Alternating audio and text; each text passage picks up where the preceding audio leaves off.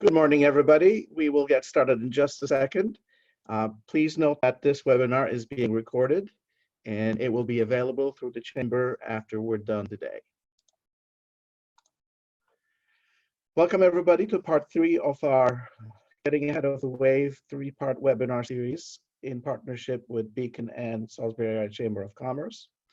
Today, we'll be looking at post-pandemic scenarios for economic growth and employment. I'm your host, Memo Dirker, and today I'll be joined by guest presenter, Dr. Dustin Chambers, Professor of Economics at the Purdue School of Business and a Beacon Scholar in Residence. Also joining us today will be Dr. Brian Hill. He's also a Professor of Economics in the Purdue School of Business at Salisbury University and a Beacon Scholar in Residence as well. Before we get started, I would like to invite Bill Chambers to say a few words of welcome. Bill. Good morning, everybody. Thank you all for being with us. We've got another very well attended phone call today. I want to thank Dr. Chambers and Dr. Hill. Looking forward to their guidance and intelligence as we move forward in today's webinar. And again, a heartfelt thank you to Dr. Memo Derricker and Beacon. They jumped at the opportunity to get a series like this going, as most of us were still scratching our heads wondering what day it was. So can't thank Dr. Derricker enough for his leadership, guidance, and just to step up and produce these very, very important webinars. So with that, I'll turn it back over to Memo. Thank you very much, Bill. Just a few meeting protocols as we do every week on these. Just in case you get disconnected or I get disconnected, please log back on. I will do the same thing and we will continue from where we left off. Please, if they're not, excuse me, if they're not already muted, please mute your microphones. And you may use the chat feature, but I don't always see what is in the chat window while I'm hosting. So the better way to ask questions or make comments would be through email. And the email address for questions is bchambers@salisburyarea.com, bchambers@salisburyarea.com. Bill will be monitoring that email account, and he will share those questions with me when we get to the back end of this presentation. So with that, let's get started. The first question is, how will some of the global, national, and statewide economic and employment scenarios play out here on the lower shore? And first, we're going to look at the medium term, 1 to 8 months, and then we're going to look at the long term, 3 to 5 years beyond the pandemic. I will turn it over now to Dustin and Brian. They will take turns in answering these questions as appropriate. Okay, thank you everybody for meeting with us this morning. Memo, it's not allowing me to share my screen. Let me make you host, so just okay. Go ahead.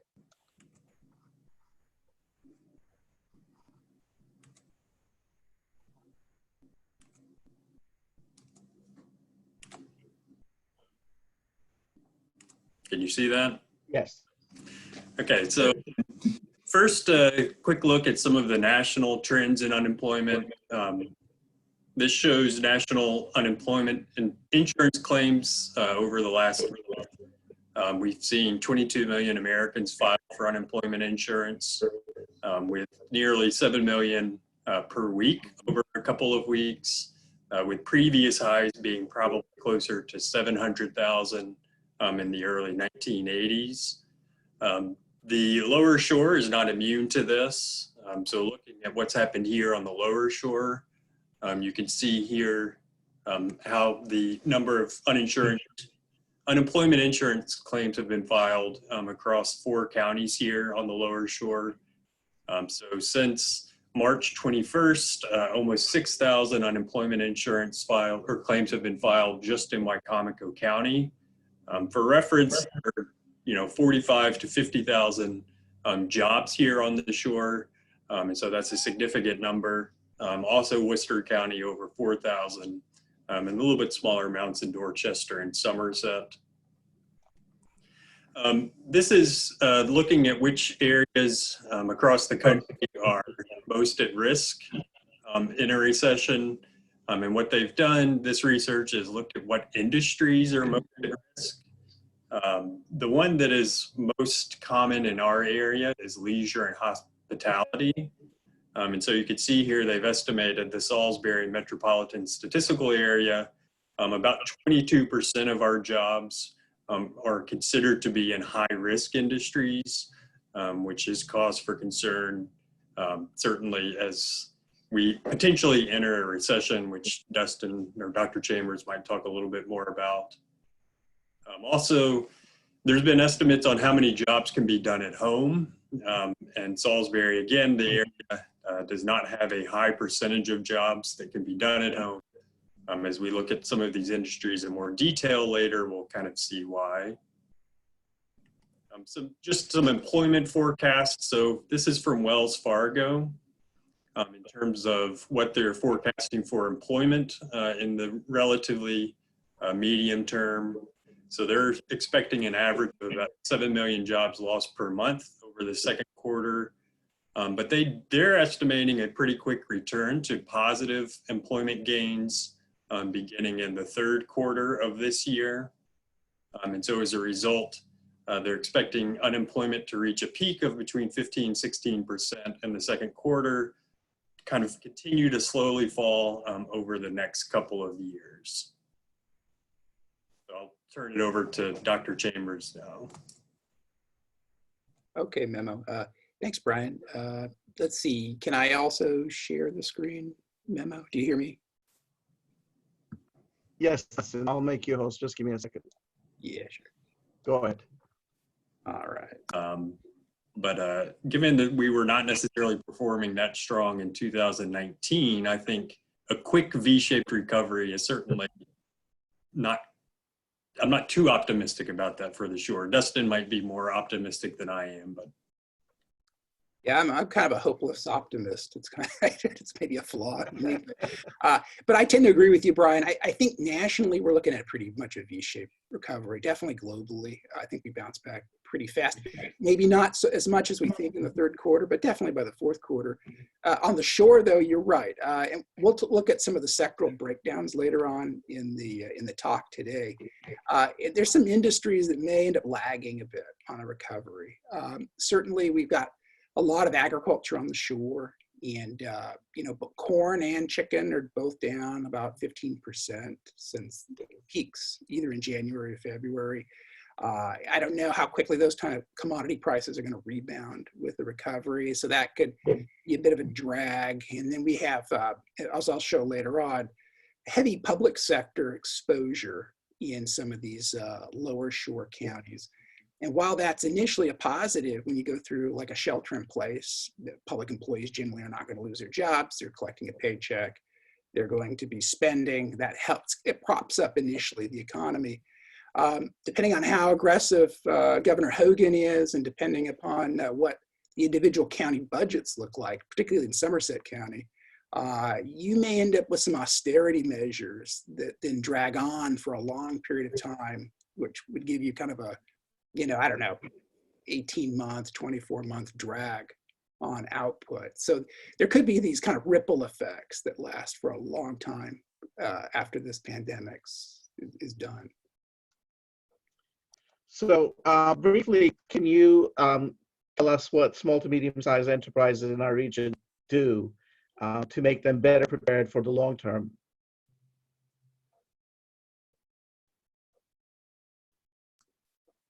Well, I mean, that's a tough one. I mean, if you're in agriculture, there's nothing you can do to affect the price of poultry or the price of corn. Some sectors are just going to be along for the ride. If you're in Worcester County, though, you're in hospitality, there are potential opportunities. The early part of the tourist season, obviously, is going to be bad. We've lost a chunk from the initial start. It's not coming back. But you're going to have a lot of Americans who are feeling cooped up. My auto lights. Sorry about that. So you're going to have a lot of folks want to get out of their house. I want to get out of my house. I think probably most of the people in this call are dying to get out of their house too. And people aren't going to want to fly. And so you're going to have a lot of day trips and a lot of like 1 day or 2 day, regional traveling for vacations. And Ocean City is close to a lot of major population hubs. So it could be a major draw. If I were in that sector, though, I would follow the lead of some of the larger corporations and really stress the cleanliness of my facilities. If I'm a hotel, a lot of people are going to be nervous about staying overnight because of COVID-19, especially since we're probably a long way off from a vaccine. So you'd want to stress, all the things that you do to try to make your place a safe and clean place to stay. Restaurants are going to have to think about what are they going to do to attract customers when you're going to have lower densities of people actually in the restaurant. Are you going to have takeout options? So I think people are going to have to pivot and think really intelligently about how they can one up their competitors in terms of their perceived cleanliness and safety of the services they offer. That's really what jumps out at me, at least memo initially. I don't know what Brian wants to add something to that.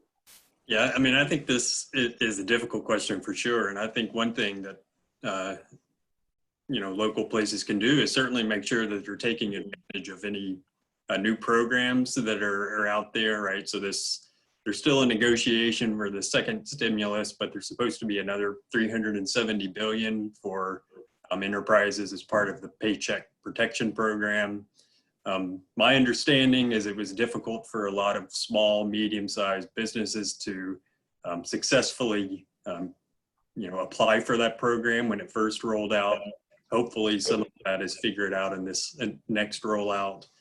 I know there's also a program for farmers. I think it's the Coronavirus Food Assistance Program that's meant to provide relief to local, kind of potential agricultural industries. That's kind of a different response to that in terms of making sure that they're just taking advantage of any of the programs and policies that are out there, making sure that they can survive or help them survive through this.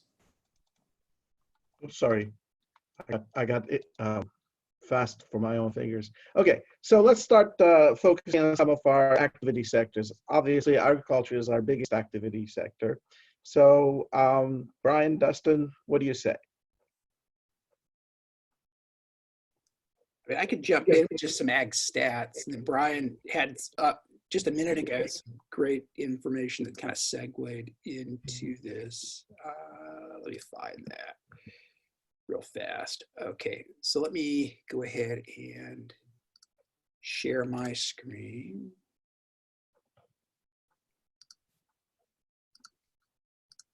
And it's kind of a one summary slide that kind of lays out what ag on the shore looks like. So this comes from the USDA's Census of Agriculture. And this is as of 2017, but it hasn't really changed much in terms of output or percentages. So you got along the top row here, the number of farms in each county, total acreage under production.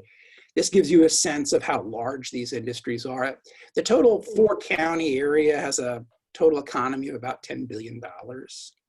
And ag collectively is about $1 billion. So it's roughly 10% of the local economy in terms of ag output. And you can see most of it's heavily tilted toward poultry production and grain production, and most of that being in corn to feed the poultry that's produced locally. The most diversified agriculturally of all these counties is Wicomico. You can see that if you look under the crop segment, which is 22% of ag output for Wicomico, you do have substantial nursery and greenhouse production. That's almost half of all the crop output.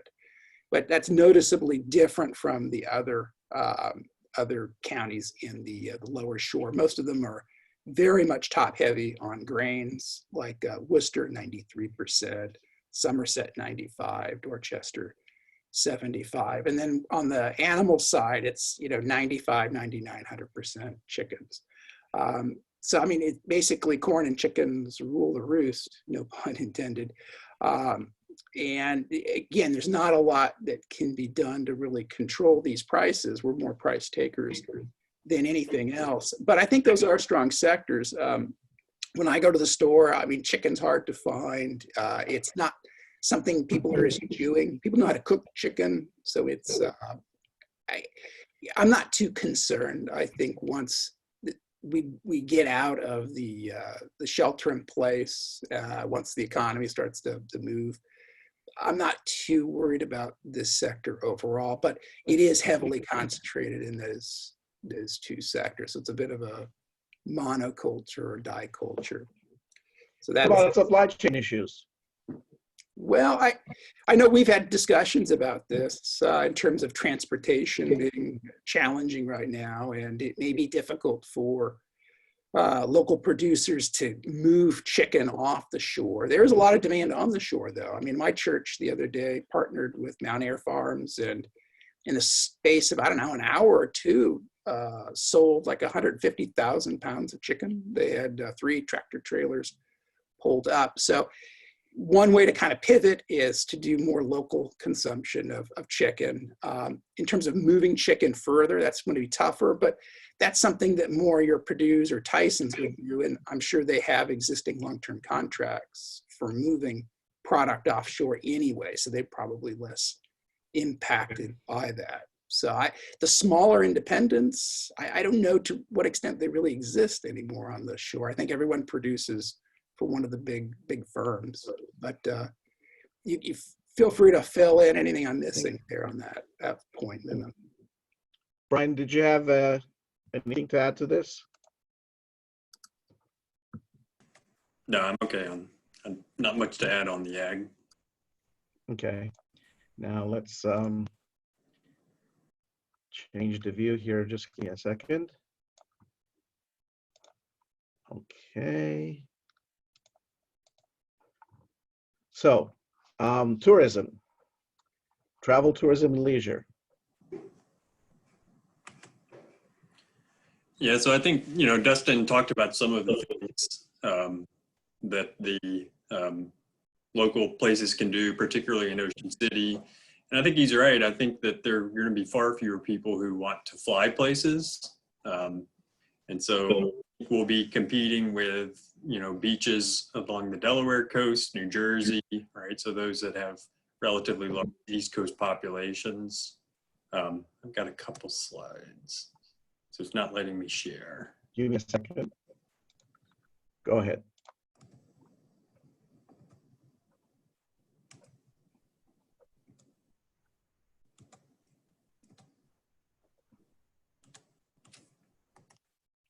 So this is just employment on the lower shore in terms of the industries. So the leisure and hospitality, the second from the bottom here, we see makes up almost 40% of employment in Worcester County. And so it's certainly one that is at risk. It's considered a high risk industry. So my first column shows U.S. job losses and gains, and this is from the March employment numbers. And as Dustin said, there's a significant lag here. And these are actually done from surveys that occurred from March 8th to March 14th. So really at the very beginning of this, right, when things were first shutting down. And even on that week, there were 700,000 jobs lost in the U.S., and of those 700,000, 459,000 were in leisure and hospitality. Where leisure and hospitality includes, food, restaurants, and restaurants and accommodations. And so it's a significant, area of concern, particularly for Worcester County, with 40% of their employment within that sector. And so you can see here how many, so I just showed here, most of those 460,000 jobs lost were in food, services, and drinking places. And again, this was the week of March 8th to 14th is when these surveys were done. We won't get updated numbers until, I believe, May 8th is when the next release date will be. So I expect that those numbers are going to be even higher. And so we could see across the 4 counties here on the lower shore, the number of employees within that particular sector is not insignificant, particularly in Worcester County, but also in, in other counties as well. Okay, so just give me a second while I change it here and share question. Healthcare, obviously, this is a very busy sector in some ways and not so busy in other ways. The hospital is as busy as can be, but a number of doctors' offices are doing most of their work via telehealth, and there's definitely a reduction in the number of people going to their doctors and various healthcare providers, and just trying to ride out this difficult time. What do you guys say about this? Yeah, Memo, let me, if I can share the screen real fast. That's something that might be useful for this. Go ahead. All right.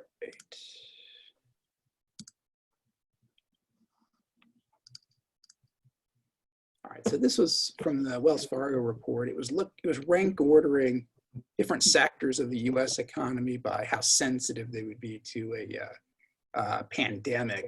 The kind of different shades of brown are service sectors. The different shades of blue are goods producing sectors.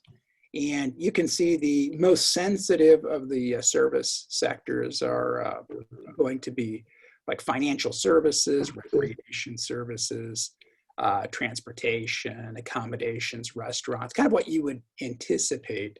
The more robust sectors are communications, healthcare, housing, and utilities. So I know that we're going to talk a little bit about some of the other sectors as well on the shore, but on healthcare, yeah, I mean, definitely going to be a strong sector during a pandemic like this.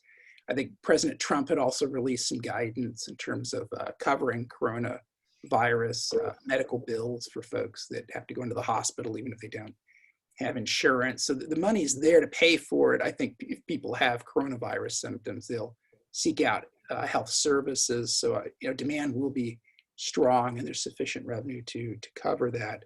On the goods side, you can see that food and beverages and pharma are both very strong. The weaker sectors on the goods side, motor parts, furnishing, recreational goods, other durables, clothing, and of course gasoline, with the May futures contracts going negative yesterday. That was kind of the news around the internet. So this kind of comports well with what we're kind of seeing anecdotally in the news. And then you can look at another way is if you treat equity markets as a crystal ball, you can look at how those equities are trading over the last 3 months or year to date. And if you look at the rank orderings of these different sectors, they line up pretty nicely with what Wells Fargo's pie chart was telling us, where you've got bloodbath in the energy industry, financials, industrials down pretty sharply, but like healthcare was only down 1.2% year to date. Consumer discretionary has also been one of the stronger areas in the stock market, only down 6%. Consumer staples down like 4%. So it's a mix. It just depends on what sectors you're looking at. So if we look at one of the things we hear within the healthcare industry is the emergency room admissions or emergency room visits are down across the country, and I suspect also here for non-COVID ailments. People are delaying, they might have the symptoms, but they're delaying going to the emergency room out of fear of cross-contamination. So we'll see how that will play out. We're also seeing an increase in the number of deaths in each county of the United States that are not related to COVID. That are not proven to be related to COVID. There are different theories on this. Some believe that these are unidentified COVID patients, as well as people who delay going to the emergency room for heart attacks and strokes, etc. And some delayed elective surgeries might be leading to further complications. So this part is going to play out. And in Maryland, we are a little bit more, I think we're better off compared to other states because Maryland's hospital reimbursement formula is different. The hospitals are given an annual budget, especially for Medicare receipts, which is over 80% of receipts in most hospitals. So that helps us a little bit. Even if there's volume decline, we are not paid for volume. We're not reimbursed for volume in Maryland. We're reimbursed for a predetermined dollar amount every year. So we'll see how that will play out. Brian, did you want to add anything to this? Just quickly, I mean, you don't have to pull up my slides, but you are correct that if you look at the March unemployment numbers, you know, the healthcare sector did lose quite a few jobs, and almost all of those jobs were in both offices of physicians and offices of dentists. So that's all ahead of kind of where we are. But I do think that Dustin is right, that I think it's a sector that, you know, would likely bounce back pretty quickly. I mean, I don't imagine, you know, maybe I'm delaying when I go to get my wellness check or go get my teeth cleaned, but I will do it eventually. Yes. But it's certainly a short-term impact of reduced employment in that industry. And in Wycomico County, I think it's Dustin's last slide, it's not a small sector in terms of employment. So correct. And on the lower shore, the median age is higher than the rest of the state and the rest of the country. So that shows that there will continue to be higher utilization of healthcare services because of that higher age. So question 6, let's jump into real estate sector. We also have on the phone Leonard Arvey, Dr. Arvey. He might also jump into this question, but let's start with you, Dustin and Brian.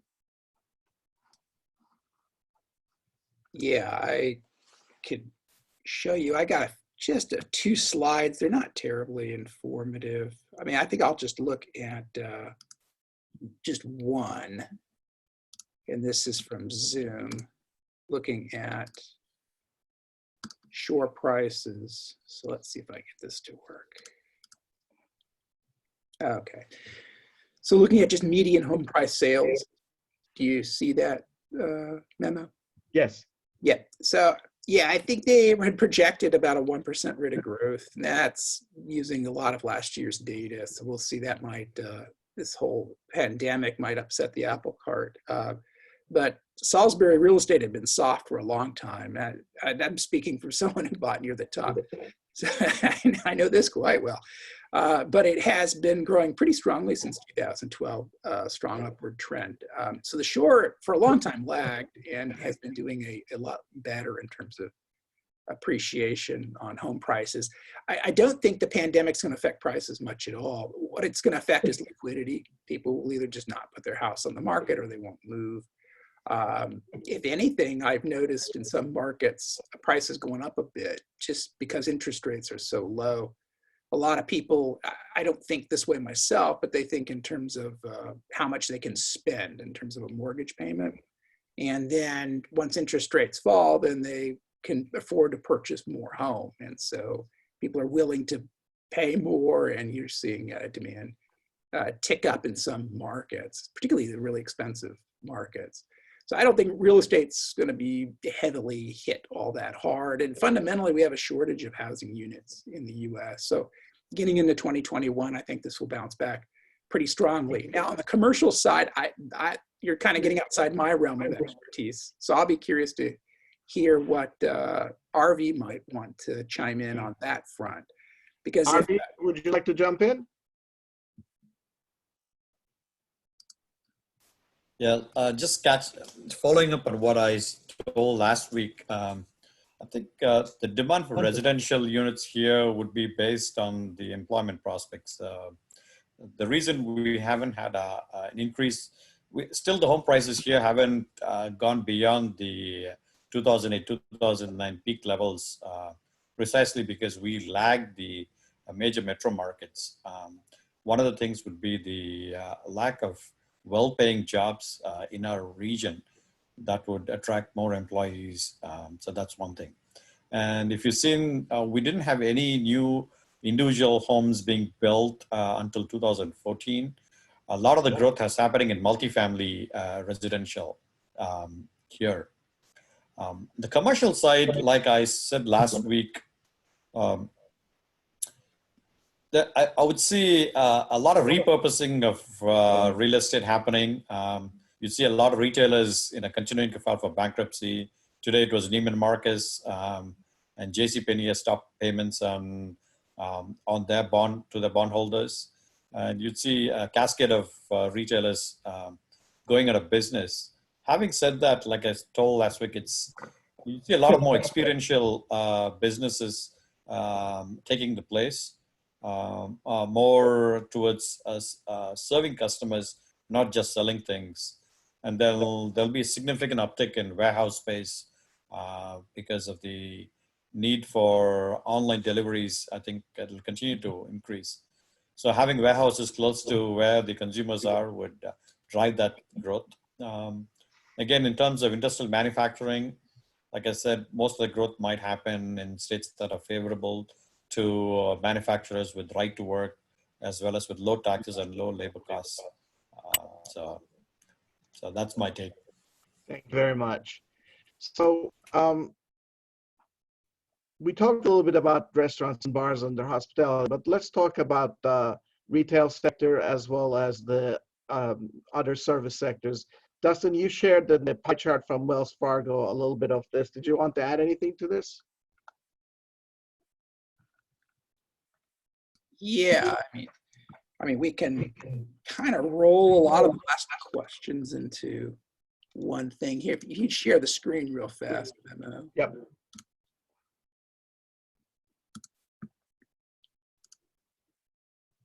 All right. Yeah, so we had that pie chart, and then here's kind of like, I didn't put it into a pie chart, but it's a table, basically the same, similar kinds of breakdown for employment shares by industry. And Brian had touched on some of this data earlier, particularly the more recent changes at the national level. The areas that are kind of in that reddish orange color are kind of overweighted sectors for different counties. So wherever you see red, you're seeing vulnerability potentially on the shore. So if you look at, and I know it's toward the end of the presentation, we'll talk a little bit about public sector exposure. Most of these counties have about 11, 12, 13% of their local economy is local government. And that's funded through local taxes. And I'm not quite sure how Maryland works in this regard. I'm embarrassed to say that. I've lived here 15 years, but in my home state of California, basically all revenues collected at the local level sent to Sacramento, and then Sacramento's like little kings, and they decide how they want to divide up the revenue and then send it back to the counties. I don't know to what extent local revenues raised and stays here, or it goes to Annapolis and comes back. So yeah, it goes to Annapolis and it comes back, but they don't hold back anything. Yeah, so that could be an issue with some of these counties, particularly like Somerset, where you've got the state government's 27% of their economy. Overall, 42% of that particular county's economy is public sector. So real risk exposure there. Wacomico is only at 17% by comparison, so huge differences. On the goods producing side, manufacturing is the only one where you got double-digit weights anywhere, and that's in Dorchester County at 23%. Most of the rest of the shore, low single-digit percentages of employment in construction or natural resource extraction, like agriculture. Really very little in the way of mining per se, although like aggregate, I think, falls into that category. On the service side, trade, transportation, utilities, that's kind of unfortunate that the government aggregates those categories that way. It'd be nice if those were broken out. Transport's hot right now, as you mentioned, Memo. Utilities are very steady, and that's a big chunk of a lot of these county economies. So that should be pretty resilient to coronavirus. Information systems, financial services, those are all tiny, and those are more vulnerable. Not a lot of banking and financial services on the shore, which is getting hammered right now. Professional and business services, it's only at 10% in Wicomico County. Education's a big one, though. Obviously, this university, UMES, there are a lot of schools, and health. So we're at 20% in Wicomico. county. How SU reopens will matter a lot. It'll have an impact on enrollment. That's something I think about a lot. So that's something we can talk about some more. And then, of course, leisure and hospitality.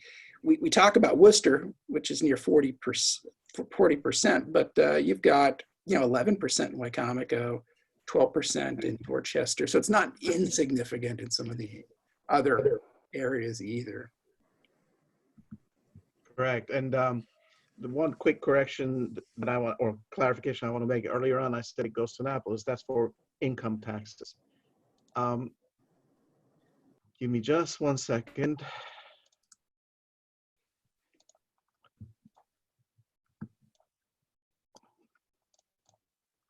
So construction, obviously, this has been an important sector. And you mentioned a lot of construction has been in RV mentioned it has been in, I forgot who mentioned, in multifamily units. Let's talk a little bit about the construction sector. What's going to happen to this sector? Memo, I can take that. Yep. So construction. So one of the things, anecdotally, talking to local entrepreneurs, banks have frozen construction lending. So Pennsylvania, they deemed it as non-essential. So all construction has been stopped in Pennsylvania. In Maryland, that has not been the case. So there is a temporary thaw in construction that's happening now. And banks would be willing to lend, in my forecast, probably in the third or the fourth quarter of this year. So any pent-up demand would be fulfilled. So you would see a ramp up in construction happening probably next year. And Arvi, you said also that there's going to be repurposing. With repurposing comes some construction activity. Oh, definitely. Yeah, definitely. You'd see repurposing in terms of business. When businesses go out, you'd see new businesses taking place. Like I said, a lot of the retail spaces might be repurposed to more experiential. It could be it could be that people come there to do an experience. Like I gave the experience of the Meadowlands and outside of Jersey, outside of New York, Manhattan, Meadowlands. It's a new theme park where the retailing is just a subset, but then there's a indoor skating rink, there's a major water park, etc., etc. So they want people to come and spend time, not just to shop, but then experience the different offerings that they have. So that might not translate directly to our case here, but then you'd still see, say, for example, retail spaces that are being repurposed for medical services, for healthcare, could be for educational purposes. I mean, there's plenty of opportunities to take what is being underutilized and then fulfilling a new business demand. So yeah, I recently read about a company that is going after retail spaces that are vacant and putting in indoor go-kart tracks. That's right. So that's an interesting development. So yeah. Let's jump to question number 9. Brian and Dustin, did you have anything you wanted to say on question 8? No, that sounds like Arvi's hit it all. He's exhausted my knowledge on that. Good. So Dustin, you mentioned a little bit about these when you showed your charts and tables. Did you want to add anything, you or Brian? No, not really. I think Dustin covered. I mean, the chart he showed that I think we both had was a pretty good picture of what sectors were the largest sectors across the counties here. Let me cherry pick one here. How about car sales? I believe car sales are essential. Are they essential businesses here? Yes, they are. Yes, they are. Right. So I'm not too sure. I mean, the retail trade industry, certainly, it falls under the retail trade industry, and it's certainly one that's at risk right now. Yeah, and as was mentioned earlier on, people buying cars is going to be dependent on them having jobs. So somebody who had been contemplating a new car but had employment issues is going to delay that purchase. So we'll see how this one will play out. It'll be closely linked to employment and income, because some people are going to be continue to be employed, but in the public sector, for example, they're likely to experience furloughs, which kind of brings us to a segue to question number 10.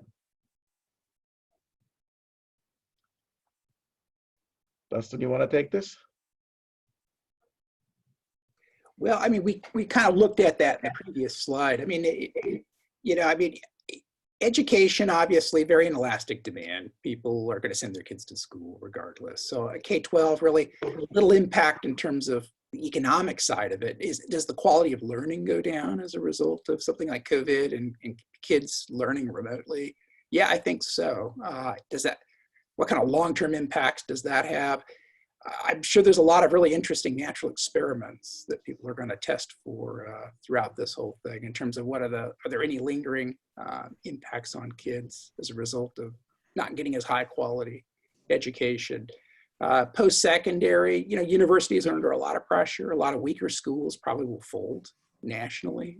There's already some evidence that some schools in Vermont that were kind of teetering may go. And in some areas of the U.S. where the university is the only game in town, if you're a college town and you lose the college, the whole town could collapse along with it. So there could be some long-term fallout, and that's highly regional. I don't think the shore is really in any major risk there, since most of our schools here on the shore, if there's a reduction in enrollment and if there's a series of furlough in the short term or medium term, that might have an impact in the local economy because the spending by the students and the employees might be slightly down. But you're right, in the long term, it will recover. It will probably reinvent itself and be even better as we get to the long term. I would add too, I think it's one of the things that it's kind of wait and see what the sort of stimulus packages we get out of Washington, right? State and local governments are really lobbying pretty aggressively for, to be included in these programs. My understanding is right now that's something that's not desired from the White House, but that's something I think that a lot of state and local governments are certainly lobbying for. And that would have, an impact certainly on the budget issues and how Right. furloughs would be, sort of things. Yeah, Maryland announced that there might be down 2.8 billion, which is about 6% of the budget. In revenues, right? Revenues, yeah. Anything else anybody want to add to this question? Memo, I just wanted to tell, if you are a business owner or a homeowner, you could contact your local lender who owns your mortgage, and you can get a 3-month deferment. All you need to is ask, and most banks do comply. So if you're a business owner, you could definitely renegotiate your lease with your landlord. And if a local bank holds it, I think it's in the best interest that you don't want to lose the business. So negotiations might actually help. Asking would be useful. Correct. And in addition, while this is not universal, some financial institutions are negotiating on the interest rates that people are paying on their revolving credit cards, etc. Right. The other thing I would like to add is maybe the state government, given, it was kind of impossible for small businesses to take advantage of the payroll protection program, the first installment. So large businesses took advantage because they had the resources to attorneys who could file, and you can see those nationwide chains getting away with what they don't need because they could easily go borrow in the markets with good credit ratings that they have. One of the things I would suggest is offering a tax holiday, maybe for a 2-year period to small businesses based in Maryland, especially seasonal businesses would be significantly impacted in the hospitality and leisure sectors in Worcester and in the Lower Shore counties. So here I'm going to call out Bill Chambers. Bill is working with the Maryland Chamber of Commerce. They have weekly meetings. They have their own task force. And some of these asks are part of those conversations. Bill, did you want to say a few things on that? are in communication with not only the state chamber, Commerce, the governor's office, our federal legislators every day. And I can tell you that the state, the governor's office has already for several weeks now had a small group behind the scenes looking at restarting the economy, what that looks like geographically, regionally. I think it will be a geographic approach. So for anybody listening to this webinar today, we can certainly be your source to answer questions when it comes to that. And again, we're, as Dr. Hill and Dr. Chambers mentioned, we're really bird dogging this CARES Act 2 and the elements that'll be contained in that, not only for businesses, but also for state and government. Thank you, Bill. Brian, Dustin, did you want to add anything? Any other thoughts you share with us? No, I think you did a great job, Memo. Thanks for hosting this. Yeah, thank you. Thank you. And Harvey and Dr. Yingwu, did you have anything to add? No, thanks, Memo. Thanks for hosting it. So in that case, let's go to questions. If you have any questions for our panelists, please email them to Bill Chambers at bchambers@salisburyarea.com.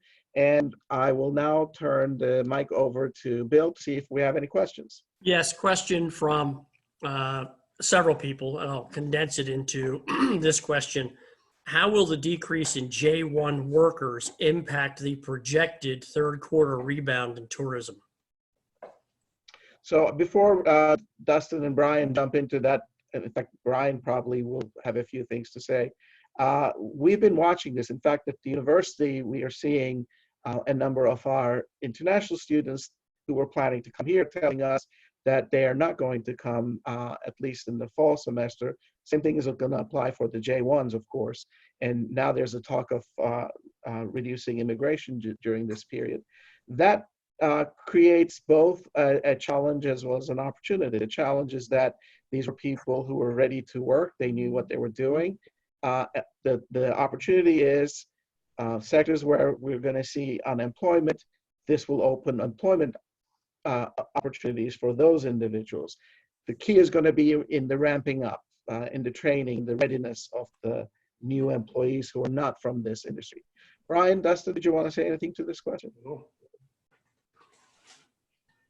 No, I think you hit on most of the points there. I mean, it is, I think there are a couple of sides to it in terms of, that does open up some opportunities for some, local individuals, but it's going to be an issue for that county throughout the summer. Right. Bill, any other questions? Yes. So this is for all of our panelists.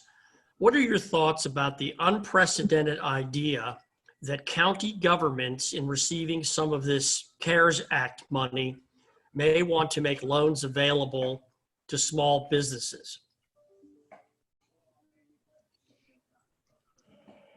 Well, from my perspective, anything that you can do to improve the ability of an enterprise locally to do what it needs to do when revenues are not at the same level that they used to be, yes, of course, this is an idea. But there's also the issue of when public sector revenues are coming down, how do we pay for this in the long run? This also has two sides to this issue. Dustin, Brian, Leonard, did you have anything to say? My only point would be a word of caution. I mean, the federal government has a virtually limitless ability to borrow. I mean, it's not unlimited, but it's a deep pit. They can borrow a lot. State and local governments, not as much so in terms of borrowing constraints. So it is dangerous if folks who are coming from relief at the local government level. It's probably better that we have a federal program. Interest rates would be lower. There's more access to credit there than trying to do it locally. That'd be the only thing that I would want to add on that point. Bill, I have a question that came in through the chat. It says, commercial watermen are suffering. They can catch fish, but have no way to market with restaurants closed. Supermarkets do not want whole fish as there is no way to fillet them. So this is unfortunately accurate and problematic. And in the very short term, there's not an easy answer to this. Some places elsewhere in the country are doing like Dustin mentioned early on, through their churches, having a refrigerated truck come in with the fish and sell the whole fish, but that also requires an individual to know how to fillet it. I used to be a fisherman in my younger days, so I know how to do it, but that's not necessarily the case for everybody out there. In the medium term, however, as the phased opening of the economy happens, I think a lot of this is going to come back, and there's going to be pent-up demand for fresh fish. Dustin, did you want to add anything to this one? Yeah, it's always tricky when you're dealing with agricultural commodities. Like with oil, we've seen the recent crazy headlines. You can always just leave it in the ground. You could leave the fish in the water or the crab, but a lot of it has a life cycle. So it's definitely true with grain. So it's tougher. If you run out of places to store it and you don't harvest it, it's like a permanent loss. There's no making up for it in the long run. So I think the CARES Act, federal aid needs to be careful in how this is structured. I've heard some horror stories where businesses with a proven revenue track record or existing contracts can get loans against that future revenue. It's almost like factoring. But there are some businesses that don't have fixed contracts or demonstrable future revenues that are finding it difficult to get federal aid or borrow money. So Arvi had mentioned local banks, but even in that case, they might be reticent to lend to someone without real collateral. So those kind of small, basically labor value added type businesses, they may suffer the most through all of this. Thank you, Bill. Let's take one last question. We're running out of time. And then let me make a quick announcement here. Please continue to send your questions. We will answer these questions via email or through the Chamber's social media postings, but let's take one last question for our panelists. Yeah, and I would just add to that, suggestions for how we can continue this series, whether it's by sector, I think would be really helpful so that we continue this dialogue, provide up-to-date and accurate and transparent information. This is a question from several of our restaurateurs from across the region. They're all anticipating reduced capacity levels for dining and bar patrons whenever those guidelines come out. They're all saying to us, the reduction in fire-rated capacities may be a killer for their business. In other words, if the state decides that you can only operate with 30% of your capacity in your restaurant, for many of these establishments that have talked to us and the questions we're getting on today's webinar, they're saying that's untenable and it can't work. Can any of you provide any suggestions on ways that they may be able to make this work, whether it mean adding outdoor dining, any other suggestions or ideas? So before I let our panelists jump into this, this is another one of those difficult questions because if you look at the numbers or the percentages of people who have been infected and either recovered or did not show any symptoms, it is still a very small percentage of the population. So when we open up the economy, the likelihood of successive waves is very, very strong. And the sort of a trade-off between revenue for the enterprises and the societal and individual cost of bad health is a very difficult question to answer. I wish there was a magical key answer to this. I actually don't have that. Maybe Dustin, Brian, Leonard, and our other panelists might have an idea. Dustin, let's start with you. It's a tough question. I mean, fast food's been able to pivot somewhat because of the drive-through window and offering free delivery. The more sit-down restaurants have just been destroyed in terms of revenue. I mean, you would, in an ideal world, you could make up for the lack of capacity in the establishment with delivery, but I don't know if it's going to materialize, particularly since a lot of folks are going to be real budget conscious in any event. I mean, even without the restrictions, I don't know that people are going to be chomping at the bit to spend $20, $30 per person per meal. So it's going to be tougher for them for sure. I think Leonard Arby's point about renegotiating leases, I mean, if it's possible, that's could provide some relief. You're going to have much leaner operations, fewer cooks, fewer servers. It's going to be challenging. There's no magic solution to No, it. and there's also the demand side of it, because until a vaccine or effective treatment or both come to the market, we're going to see a number of elderly and vulnerable populations not going out, doing this. I mean, if they're over 60 and they have one or two of those underlying risk conditions, they're not going to risk their health to go to restaurants. They're going to continue to order or get curbside, if that. Memo, I just wanted to point out that restaurants have high startup costs, capital intensive, but then very low margins. 3 to 6 months, if they don't have business, they would go out of business. So one of the ways we could mitigate is the local governments could give out contracts for meals for seniors, things like that, parcel it to different restaurants to keep them employed, at least to tide over this period. There could be creative ways where not-for-profits could actually source meals for seniors or homeless or whoever they're serving through our local restaurants. That could be sort of a temporary lifeline that might be helpful. And that took the other point is when the previous question about how can the local governments disperse monies to the local businesses, just a different take from Dustin's. I would say a lot of the local lenders have established relationships with local businesses.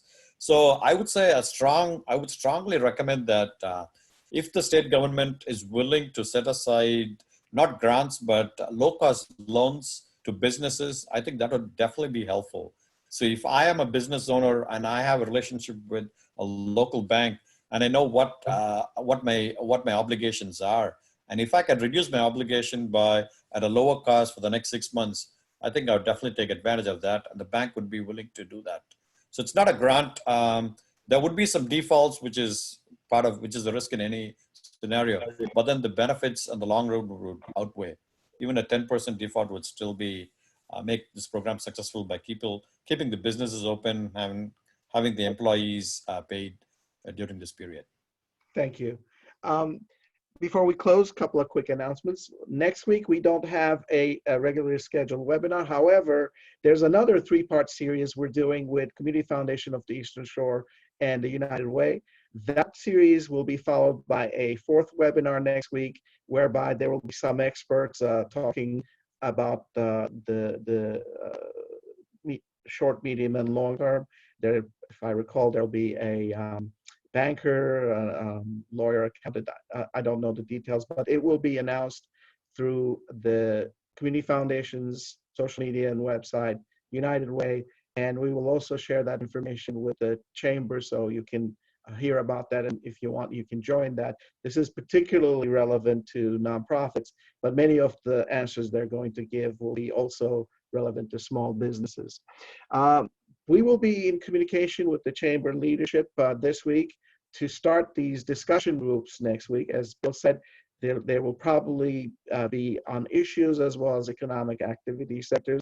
Initially, we're thinking of launching 3 or 4 discussion groups, and these discussion groups are going to continue their deliberations online for a couple of weeks, and then they're going to come back to a webinar to share their findings, their deliberations with the rest of us.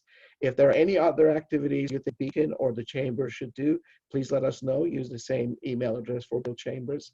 With that, I would like to thank everybody for joining us on today's. We kept you a little bit longer than usual, but we had a great panel answering great important questions. As I said, please continue to send your questions to Bill at bchambers@salisburyarea.com. I'm sorry, is that correct? I forgot. Yeah, bchambers@salisburyarea.com, and we will endeavor to answer each and every question through email or social media. Thank you very much for joining. A very special thank you to our panelists from last week as well as this week. We will be calling on them as time goes on. We are very, very blessed to have them with us in our community. Thank you, everybody. Be safe. Stay well. Bye-bye.